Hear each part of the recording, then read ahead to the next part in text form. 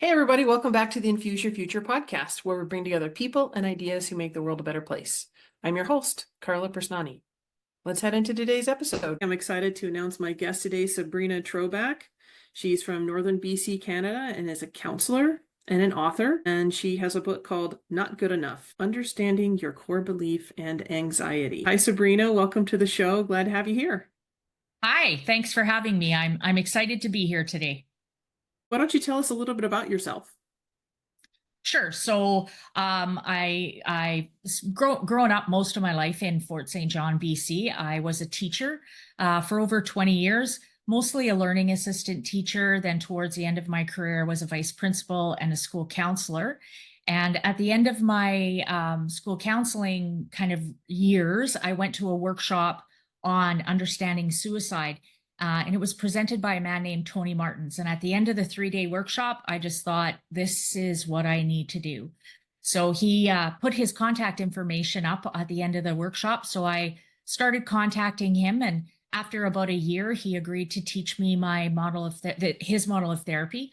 So I quit teaching and moved back to Fort St. John and started my own private practice here based on this model of therapy that he practices, which it basically comes back to, it's all about our core belief.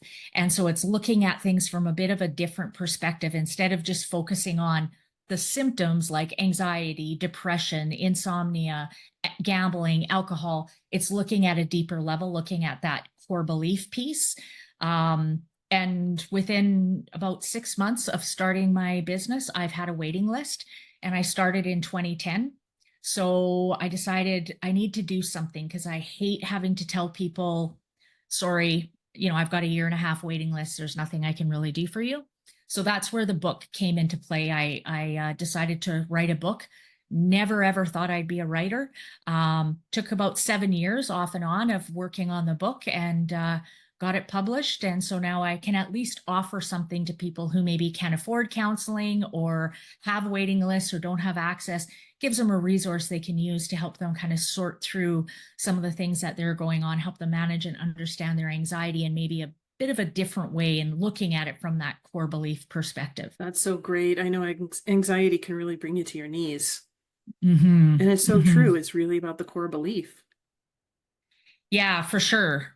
So the model kind of says that everything comes back to our core belief, and that core belief is often not good enough, not important, not valued. And so if your core belief is not good enough, not important, not valued, you're going to struggle with self-doubt, with insecurity. You're going to have more anxiety. If your core belief is good enough, important, and valued, you're going to feel more confident, more empowered, more content. And so we want to look at how do we challenge and create more of that core belief, good enough, important, and valued. We're constantly trying to prove to ourselves that our core belief is true. So if my core belief is not good enough, not important, not valued, I'm ultimately going to be drawn to things that reinforce and support that core belief. And if I'm doing things that reinforce the core belief, good enough, important, and valued, but that's not really my belief, it doesn't usually last very long, or we end up sabotaging ourselves so that we can go back to that kind of normal place, what feels normal for us, of that core belief, not good enough, not important, not valued. Now, why do you think so many people have that negative core belief? Why doesn't it seem like the default is the positive core belief? And then how can you build and maintain a positive core belief without veering off into toxic narcissism? Yeah. And really, if you even look behind that toxic narcissism, that's a really massive core belief of not good enough, not important, not valued. Oh. That's just the shell they use to protect that core belief that's there. I think basically it definitely has to do with childhood experiences, childhood traumas definitely play a role in that core belief. But I think one of the things that's really massive throughout our society is we are not good at feeling our emotions. We have been taught since we were very little to push them down and lock them away. Well, if I'm holding in all of these emotions, I'm not going to believe in myself as much that I can handle things, because any little thing, I can't find my keys, becomes overwhelming for me. So then that core belief, not good enough, not important, not valued, becomes more and more significant. So part of what I do with my clients in counseling is we really work on what are the actual emotions that you're feeling and getting better at being able to identify them and let them out. As we let the emotions out, then we feel more and more confident that we can handle daily things that happen. And then that core belief starts to shift. Now, if there is a lot of childhood trauma, we need to go back and address and resolve that as well. But, even when we look at childhood trauma, the experiences are over with. They're in the past. There's nothing we can really do about them. What we carry is the emotional impact of all that trauma. So we need to get better at being able to sort through and feel our emotions and let them out rather than suppress them and push them down. Do you have any, I guess, data on what percentage of the population carries around these negative core beliefs? I don't have any data, but I would say 100%, because we all feel a little bit not good enough, not important, not valued at sometimes, and good enough, important, and valued at sometimes. It's just the weighing of it. When we look at how much anger there is, how much anxiety there is in our society, that all suggests that core belief, not good enough, not important, not valued. So I would say, just from kind of observation of what we see happening in our society, that is a fairly high percentage, I would guess. People who have anxiety is high. Yeah. Sorry, go ahead. And I would imagine it would really depend on the culture that you're raised in, because, in some countries, it really depends on, your sex at birth, your position in the community, and then society treats you a certain way based on the societal beliefs. Absolutely. And if you grow up in a country where there's war or volatility just within the country that you live in, that's absolutely going to feed into that core belief, not good enough, not important, not valued, for sure. Yeah, you're always in survival mode. That's not going to develop a healthy core belief, for sure. And even a lot of religions, the whole basis is you're born a sinner. So that, how do you feel like that plays into it? Again, everyone is a little bit different, but, if religion is being used as a way of creating fear, creating obedience, then it's likely reinforcing and supporting more of that core belief, not good enough, not important, not valued. Judgment, anything along those lines, it's not going to be creating a healthier core belief. Yeah, so true. Now, what made you passionate about this? I mean, you talked about being a teacher and then a principal, and then you had this desire to go and start helping people out of this dark pit of anxiety and lack of core belief. So what made you passionate about this? I've always wanted to be a helper. Even in kindergarten, I was the kindergarten helper that went and helped other kindergartners tie their shoes and zip their coats up. So I've always wanted to be a teacher. And as a teacher, as a learning assistant teacher especially, you really get to do a lot of work with kids and help them read and see a lot of growth and all those kind of things. But as a teacher, your mandate is not that underlying stuff. It's not the anxiety. There's a lot of just band-aids and getting them through the day. And when I went to this workshop, it kind of looked at it from a very different perspective of, no, stop looking at the symptoms. Let's figure out that core belief and how do we change and challenge that core belief. And once I realized I could take that to an even deeper level, it just drew me in that was definitely what I needed to do.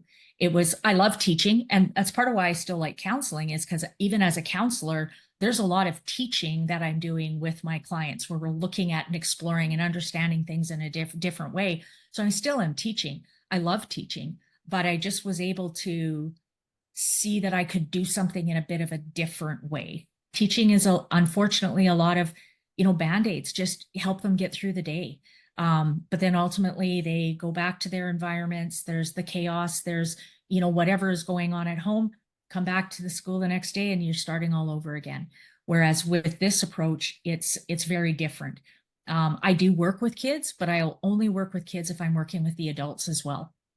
So, it rolls downhill It's much harder for kids to try to kind of teach their parents, but for parents to be able to pass the information on to their children, it's much easier. So if I'm working with kids, I really want to be working with the parents as well. And often what we see happening is the kids kind of, slowly stop counseling, and I continue working with the parents because the parents are now doing that with their kids, which ultimately is what it should look like anyways. And that must feel so good. You're Oh, breaking the cycle of generational trauma and really just helping society and the world in general with the deep, deep healing that needs to happen. it is, yes, I love my job.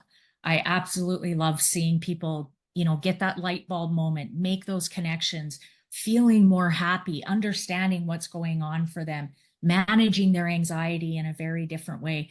It's pretty powerful stuff for sure.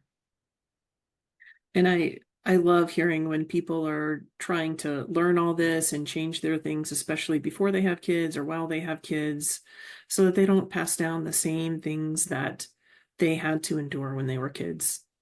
Exactly. Yes. I like working with the young ones that don't have any kids yet, because yeah, they can make a huge difference right from the get-go. That being said, some of my oldest clients are in their 70s and they are making a difference in their family dynamic right now. And as grandparents and sometimes even great grandparents, but they're still able to make a difference in that cycle as well. Gosh, so true. So true. So, what do you feel are the most important aspects of core belief that people should pay attention to? I think, yeah, a lot of people aren't even really aware of what that core belief is. So we need to get a better understanding of what is that core belief? What do I really believe about myself? And then how do I reinforce and support that belief? Anxiety is a really, really, really big one. A lot of people think, anxiety is about the triggers. I have anxiety of heights, for example. Well, if it was about heights, then every single person on the face of the earth would have anxiety of heights. Not everyone does. So it's not about heights. Anxiety is about my belief in my ability to handle something. So if I believe I can handle heights, I'm not going to have anxiety. If I believe I can't handle heights, I'm going to have anxiety. So if my core belief is not good enough, not important, not valued, I am going to have more self-doubt, not believe in myself as much. Therefore, I'm going to have more anxiety. So we Wow. need to, yeah, so we need to get better at understanding what does that core belief look like? Okay, I have anxiety of heights. Well, it's really about me not believing in myself that I can handle that. Why? What's the self-talk that's going on that's reinforcing and supporting that belief? What do I do to challenge and change that core belief so I start believing more in myself that I can handle everything, not just one thing at a time? Right. Now, what does it look like when someone goes through the process with you? So we start with really talking about anxiety and really breaking it down. I think, if you Google symptoms of anxiety, it'll often tell you what it is when it's really, really high, but it doesn't tell you about some of the more subtle symptoms of anxiety. So what that means is we're not really going to do anything about our anxiety until it's really, really high. Well, by then, I got a lot of work to do to bring it back down if I'm even able to use my logic and reason, because by then I've got so much cortisol in my brain. Cortisol is that chemical that gets dumped into your brain with anxiety that shuts your brain off so you can't think properly. You're just in that fight, flight, freeze mode. So we need to become more aware of what are more of the subtle symptoms of our anxiety as it goes higher and higher and higher. The more we can become aware of those and put strategies in place earlier, then my anxiety doesn't have to keep escalating and going to that high level. So that's where we definitely always start, is really looking at that anxiety, figuring out what each person's symptoms of anxiety look like so that they can start to become more aware, and then put a plan in place looking at strategies to help manage and bring that anxiety down. Then what I do is take time with clients where they tell me their life story. So as they're telling me everything about themselves, I'm running it through my head thinking, okay, how is this connected to that core belief? And so I'm looking at experiences that they've been through that have likely reinforced and supported the development of that core belief, not good enough, not important, not valued. After we've done all that gathering information, Then I make a plan and go back and look at those things. And we go back and try to figure out, okay, what are some of the key pieces here that we really need to go back and resolve so that we can let go of those things, dealing with the emotional piece of it as well, but also just getting a better understanding so we can let it go at a different level. As we're doing that, I mean, even dealing with the anxiety, we're challenging and changing that core belief. But as the process continues, that core belief, good enough, important, and valued, continues to grow and grow and grow. The model I practice is a long-term model of therapy. Most of my clients are with me a year and a half, sometimes even longer, a lot of times even longer, because we're, taking your whole life to create your core belief. It's not going to go away in 4 to 6 sessions. So it takes time to go back and sort through and change it. We need to practice those behaviors over and over and over so they become the new normal. So true. Yeah. Would you like to share the top 3 strategies for building your inner core belief? Well, so if we look at anxiety, so one of the key things for anxiety is breathing, taking some deep breaths. There's research that shows that it actually stops that cortisol from being dumped into your brain. So it can be a really useful strategy. And what I usually say to my clients is, don't wait until your anxiety is really, really high. Breathe regularly. If you take 2 or 3 deep breaths every hour, a couple times an hour, every couple hours, you will notice a difference in how stressed you are at the end of the day. So, and just try to incorporate it into something that you're already doing. So, every time you go to the bathroom, take a deep breath. Every time you have a drink of water, take a deep breath. So it's not something you have to add. It's just something you're incorporating into what you're already doing. So that's number one, is just work on the breathing. The other one is probably making a plan. So if we say anxiety is about lack of confidence, not believing in myself, I can handle something. If we have a plan, we feel more confident in our ability to handle it. So often people get these worry thoughts that just spin and spin and spin and spin. But if we actually took that worry thought and wrote it down and made a plan on how we would handle it, we would handle it well. And so we end up worrying about these things that most likely aren't even going to happen a lot of the times. But even if we were to look at, if it did happen, what would we do? Make a plan. That anxiety goes down. And usually that spinning thought subsides, often even goes away. So getting better at making a plan and figuring out, okay, if this happens, what do I do? Then even going at worst case scenario, okay, what's the worst that could possibly happen? And we realize, oh, I could even handle that. So we start convincing ourselves more, proving to ourselves more that we can handle these things that we're worrying about, that really, if they actually happened, they would be a non-issue. We are way more resilient than we give ourselves credit for. And when we take those worry thoughts and really think about what would I do to handle it, it's usually much more manageable for sure. So that would be the second one, is making a plan. And the third one, I think that's really important, is probably journaling or writing or getting it out. So whether that's art for you or music or whatever it is, but finding a way to just get that stuff out. We keep it all locked inside of us. We need to find a way to get it out. Often saying it creates too much emotion. It's too overwhelming. But writing allows us to do that more in a more safe way. So when we write, we're actually tapping more into our unconscious thoughts. So often when we'll write, we'll come up with things that we didn't even realize we were thinking about. So going back and reading your writing can also be really helpful. I don't think you need to write every day. I think you write when you feel you need to. So when you feel like something's going off, you're just off, you're having a bad day, you've had a bad few days, that's a really good time to just get out a pen and paper. And I often get clients say, well, what should my writing topic sentence be? We want to keep it very general because we don't really know what's going on in there. And so the more we keep it general, the more we're allowing our brain to go wherever it needs to go. So often just starting with something like, I feel off, or what's going on with me today? What am I feeling? And just kind of writing from there, it allows our brain to go wherever it needs to go to figure that out. When you go back and read your writing, go back and look, and if it's events, like, I'm going on a trip and I don't know if we have enough money for the trip. And, I hope we get along on the trip, right? We might end up arguing on the trip. So then I would say to them, okay, so now let's go back and look at the emotions. So what are the emotions you feel around the trip? What are the emotions you feel around the finances of the trip? What are the emotions that you feel around getting into a fight or an argument on the trip? So now we're getting more of that emotional release and letting that out. Then go back again. What core belief is being triggered? Not good enough, not important, not valued. So which core belief is being triggered with each of those events? That really allows that writing as an opportunity to really dig deeper and resolve some of that stuff at a level that we may not even really realize is going on for us. It's just so deep.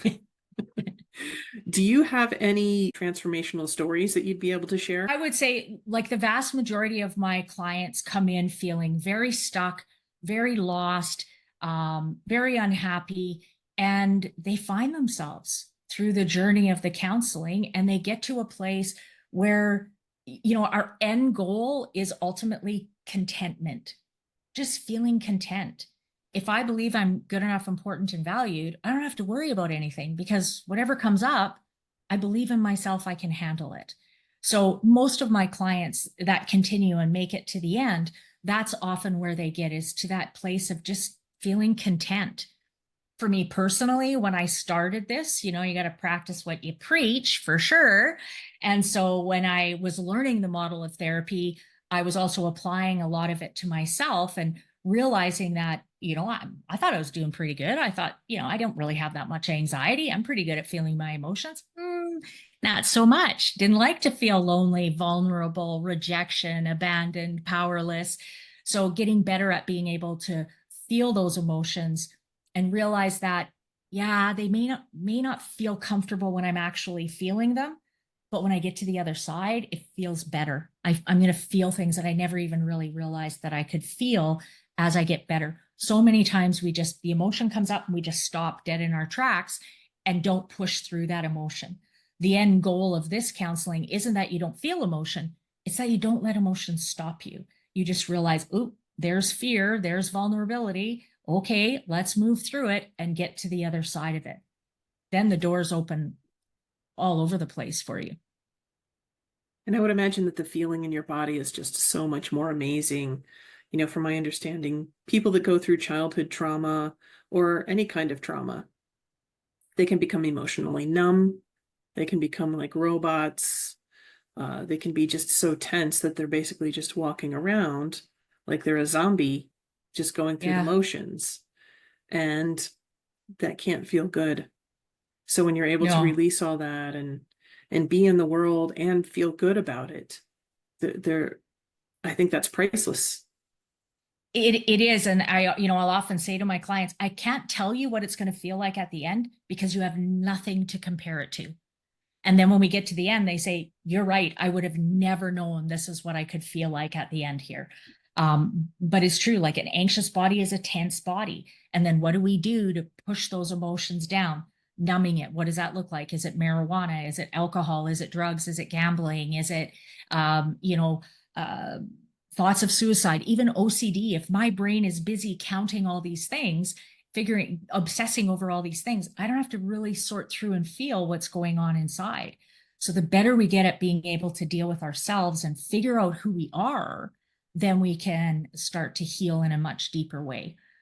For a lot of us, men and women, we're often trying to be what we think everyone else wants us to be, which means I'm not really spending any time figuring out who I want to be.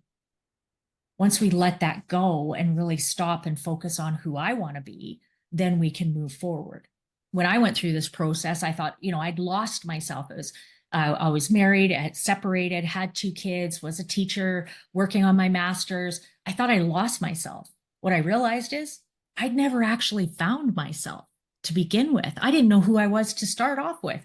I know who, other people wanted me to be. I know who my students wanted me to be, my ex-partner, my kids, my mom, my dad, my coaches, right? But me, never really stopped and thought about what I wanted to be. Once I stopped and started figuring that out and stopped worrying about what I thought other people wanted me to be, totally different world for sure. Oh yeah, I can imagine. Yeah. And I And feel again, like the truth. that feeds in with that core belief, right? If I don't even know who I am, how can I feel good enough, important, and valued? I can't. But as I figure out who I am, now I start to feel more good enough, important, and valued. And sometimes you really need to have someone walking through that with you, because the change can be dramatic. It's worth it, but it can be dramatic. You may not have people in your environment that are supporting you through it, people in your environment that are ready for you to change. Yes, absolutely. We talk a lot in counseling about the crab in the bucket syndrome. So if you're out crabbing and you've got a bucket of crabs and one starts to climb out, the other ones will grab it and pull it back into the bucket. And so we often see that in counseling, where one person is getting healthier, figuring things out, and their family, their friends around them want to kind of pull them back. As long as we're all struggling, no one has to really acknowledge anything. But once one person starts to heal, it kind of sheds a light on everyone else and how everyone else is struggling. So that can be really hard. It can be very alone and isolating, for sure, if you're kind of working on things and now you're looking around and going, oh man, these guys are struggling and it doesn't meet my needs anymore. It doesn't fit. It can be really, really isolating, for sure. Yeah. Right. And I would imagine you need really good boundaries at that point, especially if you're in a situation where you can't just change friends or change families or right. And leave a relationship. exactly. And even boundaries is a tricky one, because if my core belief is not good enough, not important, not valued, my boundaries aren't going to be very great. I'm often going to not really have a voice, not say much. So I'm not going to put a lot of boundaries in place, or I'm going to be overbearing and controlling, where my boundaries are number one. I don't care about anyone else's boundaries. But as my core belief shifts and I feel more good enough, important, and valued, then I can reevaluate and figure out more, what do I need for my boundary for right now, for what's going on in the situation. We often see people who try to put boundaries around others. You can't put boundaries around others. You have no control over them. All you can do is put a boundary around yourself. How am I going to handle this situation? What am I going to do? When your core belief is not good enough, not important, not valued, you often go from one extreme of the boundary to the other. So they're either really harsh or none at all. We don't have a lot of that gray, because I don't believe in myself that I can handle figuring out what the gray is. As that core belief becomes more good enough, important, and valued, now I'm able to go to the gray and figure out, what's my boundary today? Might be different tomorrow, might be different next month. But right now, what's the boundary I need? Because I trust and believe in myself that I can handle making those decisions. But if I don't believe in myself, I got to go more to one extreme or the other for boundaries. So deep, such great conversation. Are there any other points that you would like to make before we start wrapping things up? I just think, start slow. Often people with high anxiety, they take these big leaps, right? It's kind of that all or nothing, kind of one end of the pendulum to the other. Start small. Just little tiny steps are way more sustainable. When we take these big steps, it just becomes too overwhelming. And so then we end up not doing anything at all. So what I usually say is, when you think about doing something different, don't even start doing it different. Just start thinking about what it would look like to do it differently. So if I have a client who says, I want to start exercising a bit more, I say, okay, well, take some time and just think about what that would look like, what that would feel like. How could you fit it into your day? Don't do anything different yet. Just start thinking about it. So now we're starting to develop that pathway in our brain of exercising more. I haven't even done anything different. And then we start with small things like park a little bit farther away in the grocery store, walk up and down your stairs a little bit more, walk to the end of the block, slowly increase that. After you've done that for 2-3 weeks and that feels a bit more stable, then you can add a little bit more to it. The smaller the steps, the more sustainable they are, the more likely you're going to follow through on it. Every time we learn something new, we have to create a new pathway in our brain. And that takes hundreds and hundreds and hundreds of repetition before that pathway becomes significant. So even thinking about what it's going to look like can be really important. People say they're in an unhealthy relationship and they want out. I say, just start thinking about what that looks like. Start thinking about a plan. You don't have to jump and do anything right now. Right now it's a blank slate. You don't know what that looks like. We got to create the map there, and figure out some pathways of what it looks like. Start thinking about what that looks like. How do you handle the finances? How do you handle the kids? How do you handle your ex-partner? How do you handle the school? All those different pieces. When your brain starts figuring that out, then it feels more safe to make those steps. So slow steps, think about it a little bit at a time. Every time you do that, every time you challenge yourself, you're developing that core belief: good enough, important, and valued. I love that. And usually I ask for a call to action at the end of the program. So I think you just gave everybody one. There you go. Small steps for sure. Now, if someone wants to work with you and go through your program, how do they contact you? Well, I have my website is trobakholistic.org. And on that website has all my contact information. I'm on social media. I'm on Facebook, Trobak Holistic Counseling, YouTube, Trobak Holistic Counseling. I do a lot of videos on just this different kind of pieces of information. I'm on Instagram at NGE, so for not good enough, NGE underscore Trobak. And I just started TikTok. And Congratulations. yeah, that one is NGE underscore core underscore belief. But that's just new, just started it a couple months ago. And then I've also written a book called Not Good Enough: Understanding Your Core Belief and Anxiety. And it is a handbook. So it's written so that you read a little bit of information and then you apply that to your own personal experiences, so that you start to get a better understanding of your core belief and start to get more tools that you can use to help you manage and do things a bit differently as well. And where do people buy your book at? My book is available on Amazon. So in the US, it's on Amazon.com. In Canada, Amazon.ca. On my website, there is a link to Amazon.com, Amazon.ca as well. That's great. Well, I really appreciate you being on the show and sharing all this great information. Thank you for having me. It was nice to be here.